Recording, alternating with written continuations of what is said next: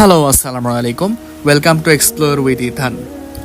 আমরা আপনাদের জন্য এমন একটা সিরিজ তৈরি করেছি যেটা সৌদি আরব নিয়ে। এই সিরিজে 5টি পর্ব থাকবে টোটাল, আর প্রতিটি পর্ব আমাদের চ্যানেলের একটি প্লেলিস্টে অন্তর্ভুক্ত থাকবে, যাতে খুঁজে পেতে আপনাদের কোনো ধরনের কষ্ট না হয়। তাহলে চলুন আজকে শুরু করি আমাদের প্রথম পর্ব। আজ প্রথম পর্বে আমরা জানব আরব উপদ্বীপের সৃষ্টি, প্রাচীন আরব, ইব্রাহিম আলাইহিসসালাম, ইসমাইল আলাইহিসসালাম, কাবা, জমজম এবং মক্কার সূচনা। জাস্ট ইমাজিন, আপনি দাঁড়িয়ে আছেন অসীম এক মরুভূমির মাঝে। চারদিকে শুধু বালু আর বালু। চোখ যতদূর যায় কোথাও সবুজ নেই, নেই নদী, নেই উর্বর জমি। দিনের বেলায় সূর্যের উত্তাপে মাটি যেন আগুন হয়ে ওঠে, আর রাত নামলে সেই একই মরুভূমি হিমশীতল। কিন্তু এখানে রয়েছে পৃথিবীর সবচেয়ে সম্মানিত উপাসনালয়। এখানেই প্রতি বছর বিশ্বের কোটি কোটি মুসলমানের হৃদয়ের টান। এখানেই জন্ম নিয়েছে এমন এক সভ্যতার গল্প যা বদলে দিয়েছে ইতিহাসের গতিপথ। কিন্তু প্রশ্ন হলো, কেন এই মরুভূমি পৃথিবীর আধ্যাত্মিক কেন্দ্র হয়ে গড়ে উঠল? কিভাবে একটি ছোট্ট মরুদ্যান পরিণত হলো মক্কায়? কেন কোটি কোটি মানুষ জীবনে অন্তত একবার এই ভূমিতে আসার স্বপ্ন দেখে? আর কেন আজ পুরো পৃথিবী এই দেশটিকে চেনে সৌদি আরব নামে? এই প্রশ্নগুলোর উত্তর জানতে আমাদের ফিরে যেতে হবে হাজার হাজার বছর আগে, যখন এই ভূমির কোনো নামই ছিল না। মধ্যপ্রাচ্যের হৃদয়ে অবস্থিত বিশাল এক ভূখণ্ড আরব উপদ্বীপ। পশ্চিমে লোহিত সাগর, পূর্বে পারস্য উপসাগর, দক্ষিণে আরব সাগর এবং উত্তরে মরুভূমি ও প্রাচীন বাণিজ্য পথ। এটি বিশ্বের অন্যতম বৃহৎ উপদ্বীপ। আজ এখানে আধুনিক শহর, আকাশ ছোঁয়া অট্টালিকা আর বিলিয়ন ডলারের অর্থনীতি দেখা যায়। কিন্তু বহু হাজার বছর আগে চিত্রটা ছিল সম্পূর্ণ ভিন্ন। বৃষ্টিপাত ছিল অত্যন্ত কম, স্থায়ী নদী প্রায় ছিল না বললেই চলে। মানুষের জীবন নির্ভর করত কূপ, ছোট ছোট মরুদ্যান আর উটের উপর। অনেক গোত্র ছিল যাযাবর। তারা এক স্থান থেকে আরেক স্থানে ঘুরে বেড়াতো, পানি আর চারণভূমির সন্ধানে। মরুভূমি তাদের কাছে শুধু বাসস্থান ছিল না, ছিল শিক্ষকও। এখানেই তারা শিখেছিল ধৈর্য, সহনশীলতা আর বেঁচে থাকার কৌশল। কিন্তু এই কঠিন পরিবেশের মাঝেও আরব উপদ্বীপ ছিল এক গুরুত্বপূর্ণ সেতু বন্ধন। এশিয়া, আফ্রিকা ও ইউরোপের মাঝামাঝি অবস্থানের কারণে বহু প্রাচীন বাণিজ্য কাফেলা এই অঞ্চল অতিক্রম করত। ধূপ, মশলা, চামড়া, বস্ত্র ও মূল্যবান পণ্য উটের পিঠে করে শত শত কিলোমিটার পথ পাড়ি দিত। তখনও কেউ জানত না এই মরুভূমির এক কোণ থেকে শুরু হবে এমন এক ইতিহাস যা কোটি কোটি মানুষের বিশ্বাস, সংস্কৃতি এবং সভ্যতাকে প্রভাবিত করবে। আর সেই ইতিহাসের কেন্দ্রে ছিলেন একজন পিতা এবং তার পুত্র। হাজার হাজার বছর আগে আরব উপদ্বীপের এই বিশাল মরুভূমি ছিল প্রায় জনশূন্য। কোথাও কোনো শহর নেই, নেই বাজার, নেই রাজপ্রাসাদ, শুধু বালুর ঢেউ আর নির্জনতা। কিন্তু ইসলামী ঐতিহ্য অনুযায়ী এই নির্জন ভূমিতেই শুরু হয় এমন একটি ঘটনা যা পৃথিবীর ইতিহাসকে চিরদিনের জন্য বদলে দেয়। আল্লাহর নির্দেশে নবী ইব্রাহিম আলাইহিসসালাম তার স্ত্রী এবং ছোট্ট সন্তানকে নিয়ে আসেন এই নির্জন উপত্যকায়। তখন এখানে কোনো বসতি ছিল না, পানির কোনো উৎসও ছিল না।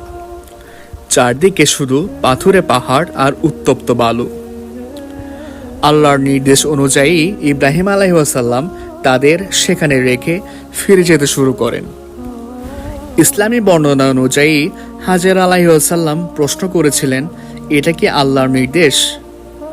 যখন তিনি নিশ্চিত হলেন যে এটি আল্লাহরই নির্দেশ, তখন তিনি দৃঢ় বিশ্বাস নিয়ে বললেন, আল্লাহ আমাদের কখনোই ধ্বংস হতে দেবেন না। কিছু সময় পর খাবার ও পানির মজুদ শেষ হয়ে যায়। তীব্র তৃষ্ণায় ছোট্ট শিশু ইসমাইল কাঁদতে শুরু করেন। একজন মায়ের অসহায় ছুটে চলা শুরু হয়। তিনি একবার দৌড়ে উঠলেন সাফা পাহাড়ে।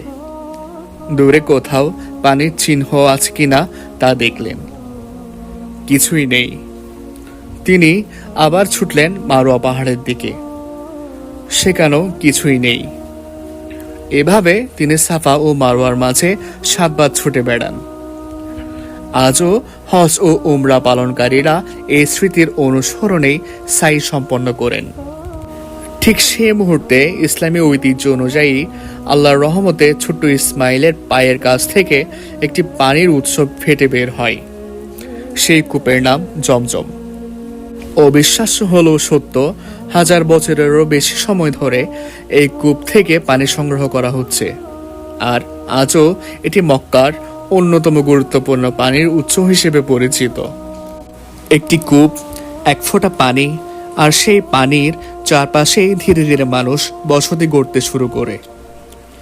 ইতিহাসবিদদের মতে এই পানির উৎসই মক্কাকে একটি গুরুত্বপূর্ণ মরুদ্যানে পরিণত করতে বড় ভূমিকা রাখে। এরপর এই অঞ্চলে এসে বসতি স্থাপন করে জুরহুম গোত্র। তারা পানির বিনিময়ে এখানে বসবাসের অনুমতি চায় এবং সময়ের সঙ্গে সঙ্গে ছোট্ট সেই নির্জন উপত্যকা একটি ব্যস্ত জনপদে রূপ নিতে শুরু করে।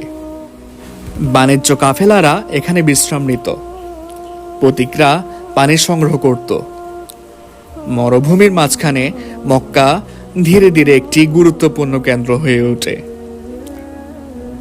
কিন্তু এই শহরের সবচেয়ে বড় অধ্যায় তখনও শুরু হয়নি।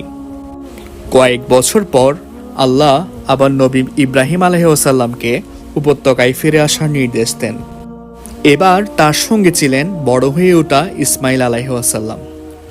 তাদের সামনে ছিল এমন একটি দায়িত্ব যার প্রভাব 1000 বছর পরেও অটুট থাকবে।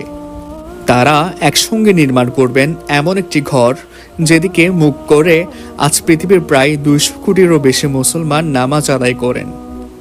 সেই ঘর পবিত্র কাবা। কিন্তু কেন কাবা নির্মাণ করা হয়েছিল? জমজমের অলৌকিক পানির ধারা মক্কার ভাগ্য তো বদলে দিয়েছিল, কিন্তু এই উপত্যকাকে পৃথিবীর ইতিহাসের কেন্দ্রবিন্দু বানাতে তখনও একটি বড় অধ্যায় বাকি ছিল। আর তা হলো পবিত্র কাবা শরীফ।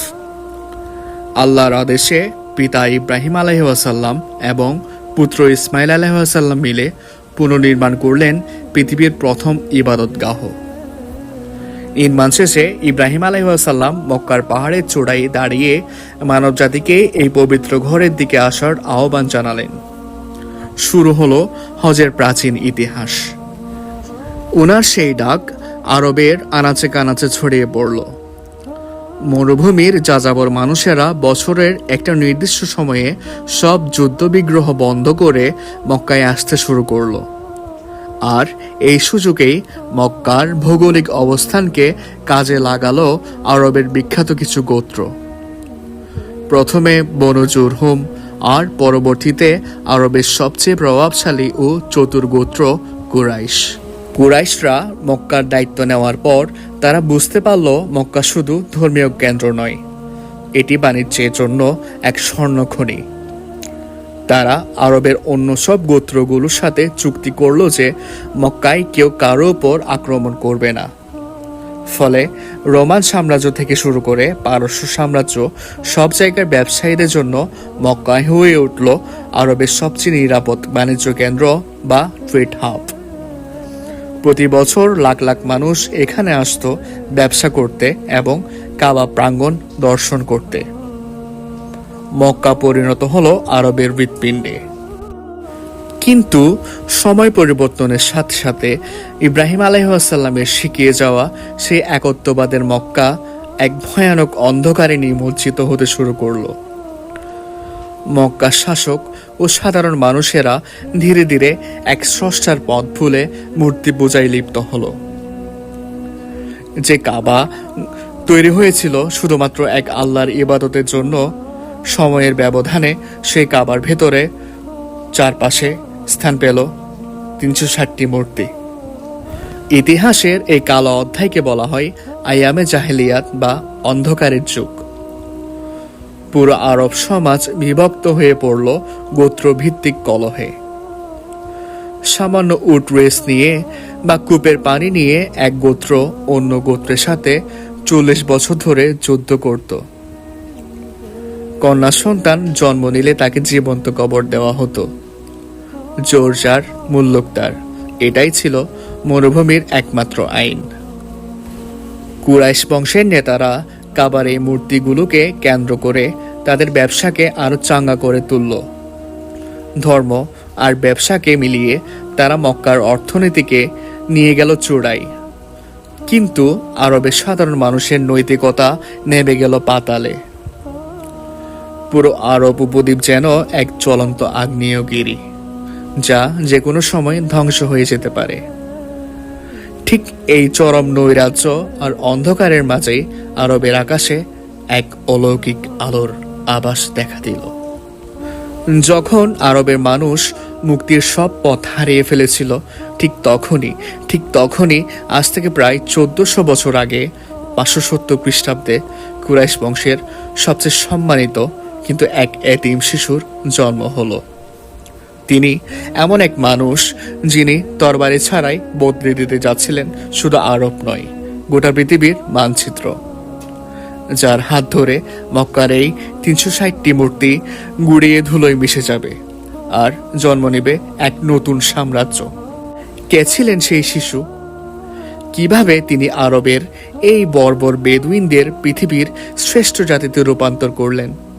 আর মদিনা শহরের সাথে তার কি বা সম্পর্ক ছিল? জানতে হলে দেখতে হবে দ্বিতীয় পর্ব। এই সিরিজের দ্বিতীয় পর্বেই আমরা জানতে পারবো জাহেলিয়াত থেকে ইসলামের আলো এবং মদিনার সম্পর্কে। ভালো লাগলে চ্যানেলটি সাবস্ক্রাইব করে আমাদের পাশে থাকবেন। ধন্যবাদ।